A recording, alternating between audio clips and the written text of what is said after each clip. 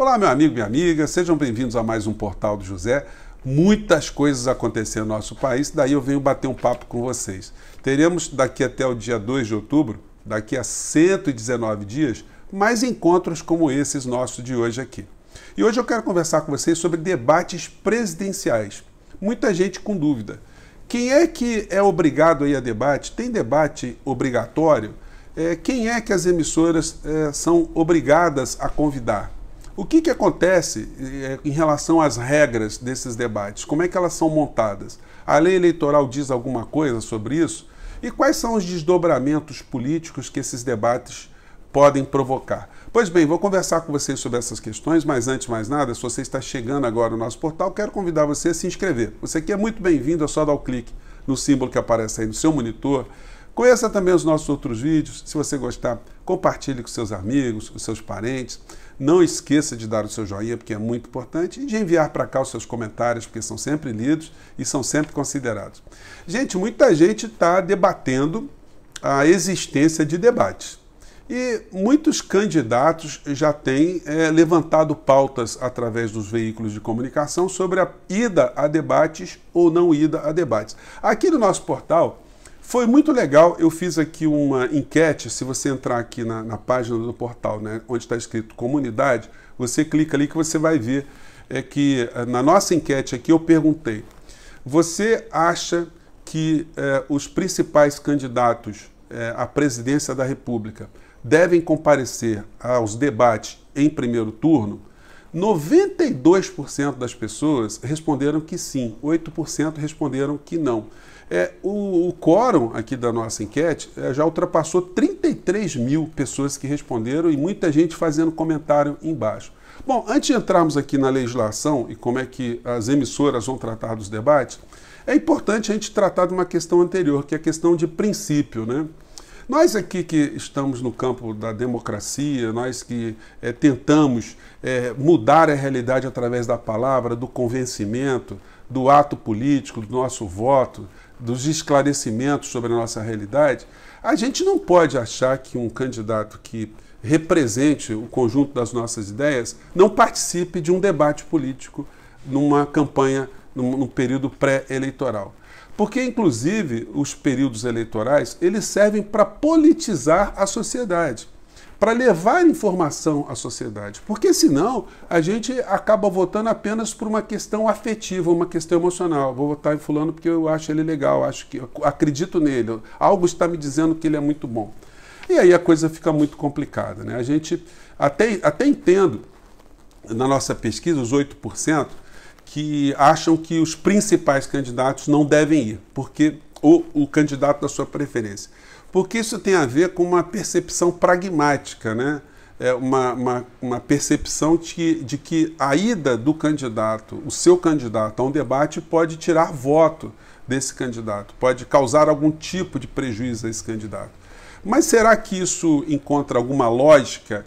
A gente deve ceder os nossos princípios diante de uma conveniência pragmática? A gente deve ocultar o nosso candidato, a gente não deve expor o nosso candidato, a gente tem que ser uma espécie de tutor do nosso candidato, achando que ele não tem capacidade para enfrentar as adversidades.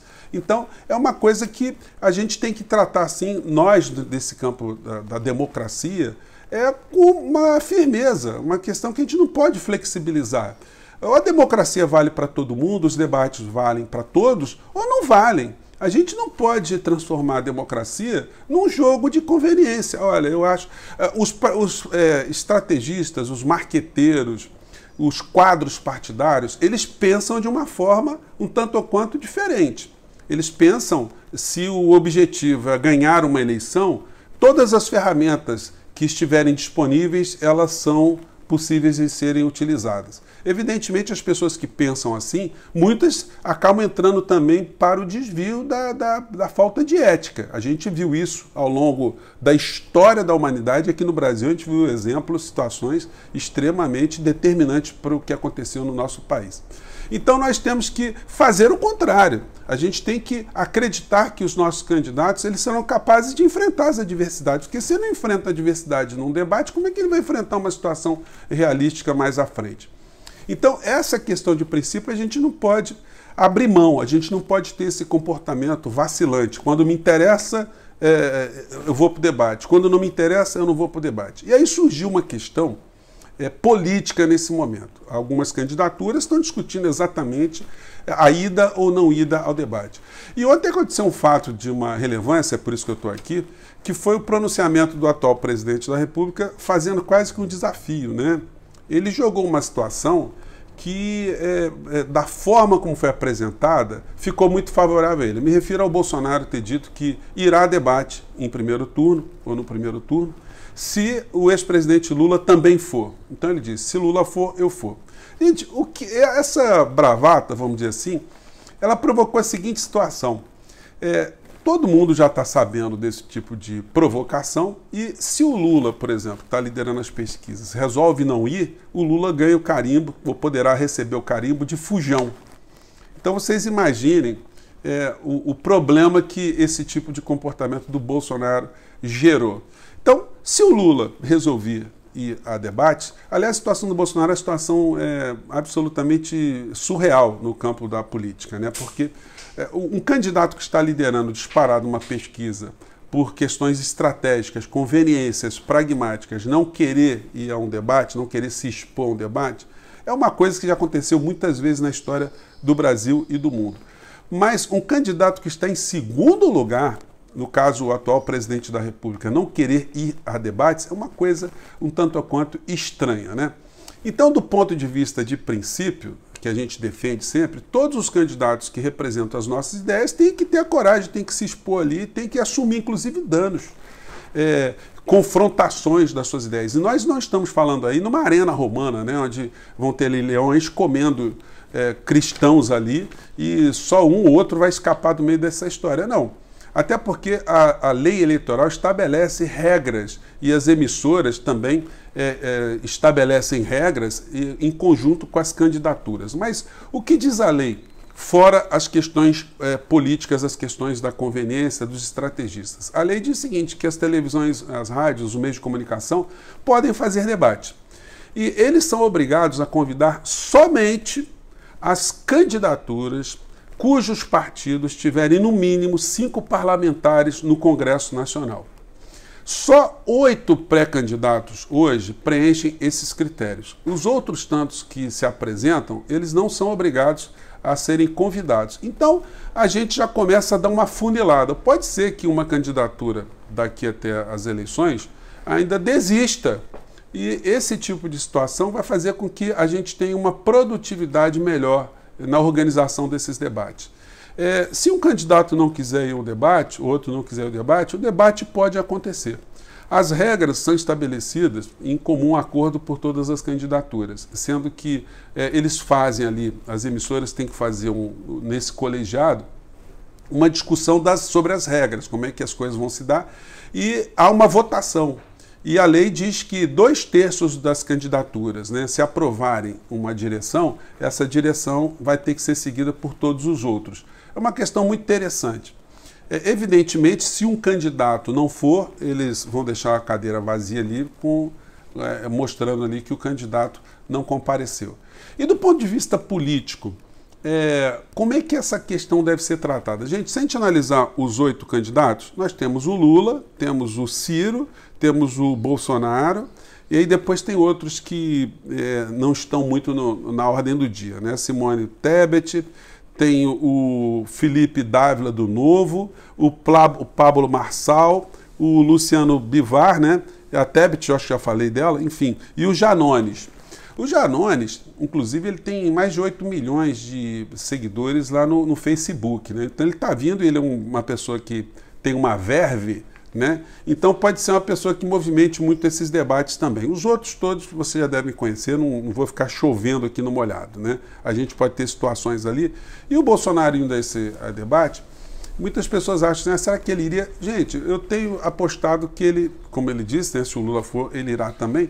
E tudo que ele disser vai ser catapultado pelas suas redes sociais. Por mais que ele seja achincalhado, ele seja desmentido, ele vai usar tudo aquilo ali em seu benefício. E como ele tem as redes sociais mais capilarizadas, isso aí pode fazer com que ele consiga se manter no patamar que ele está. A gente, às vezes, acredita, né, que as pessoas que estão com o Bolsonaro poderão mudar a sua ideia. Bom, tem um núcleo, gente, que infelizmente não vão mudar de jeito nenhum. Você pode mostrar foto, pode mostrar filme, você pode dizer o que você quiser sobre o Bolsonaro, a família, sobre a destruição que ele fez, a responsabilidade dele na pandemia, que algumas pessoas não vão reverter o seu voto. Mas as pessoas que estão no campo ainda da racionalidade, que tem uma inclinação a votar em Bolsonaro por alguma razão, enfim, que não seja especificamente uma identificação com ele, essas pessoas podem mudar, sim, o seu voto. As outras candidaturas farão as mesmas coisas, vão aproveitar também todas as informações que conseguirem extrair daqueles encontros ali. Então, uma coisa interessante, né? A lei eleitoral desobriga os partidos nanicos a estarem nesses debates. Não que eles não tenham nenhuma legitimidade, né? Algumas candidaturas ali estão tentando se colocar, estão tentando colocar ideias, representar um conjunto de pessoas também é legítimo. Eles têm fundo partidário, tem outras coisas também que aí já vão para o campo da picaretagem, pequenos partidos que viraram estruturas familiares, estruturas cartoriais para dar grana para pessoas que estão dentro dessa estrutura. Mas essas 8 candidaturas que estão aqui em primeiro plano, a gente não deve imaginar que teremos ali encontros repletos de baixaria, exceto pela própria presença do atual presidente da República. Então, essas são as questões. A lei faculta as emissoras de realizarem debates, os debates serão obrigatoriamente convidados, né, ou serão convidados para esse debate aqueles candidatos que tiverem partidos com representação no Congresso Nacional, e as regras são estabelecidas em comum acordo por essas candidaturas. A gente às vezes fica meio incomodado com esses debates porque eles têm regras muito estanques, né? Eles não são como eram antigamente. Hoje a situação está tão fechada que, diferente de como era no passado, quando um candidato, quando estava falando, o câmera, a direção da emissora, poderia focalizar o rosto de outro, o que enfraquecia muitas vezes a resposta que eu estava dando. O candidato estava dando uma resposta e a câmera mostrava o rosto do outro fazendo uma cara de desaprovação, mordendo a boca, fazendo gestos, ridicularizando, né, rindo, né, debochando. Isso enfraquecia. Isso não pode ser mais. Algumas vezes também os candidatos ficavam muito perto e os microfones eram quase que vazados, né? Então, quando um estava dizendo uma coisa, o outro gritava, o outro falava alguma coisa, interrompia o raciocínio, o áudio vazava. Essas regras hoje elas estão mais estanques. Então, o aproveitamento desses debates no dia dos debates é extremamente discutível, mas ele não pode ser sonegado de um momento político que a gente vivencia nesse momento nesse espaço tão importante, em um momento tão repleto de crises que o Brasil tá vivenciando. Então, gente, nós fizemos a enquete aqui, a maior parte acha que os candidatos à presidência da República devem ir aos debates, isso é uma questão de princípio. Eu fiquei muito contente com o desdobramento da nossa enquete aqui, e essas são as questões principais desse momento.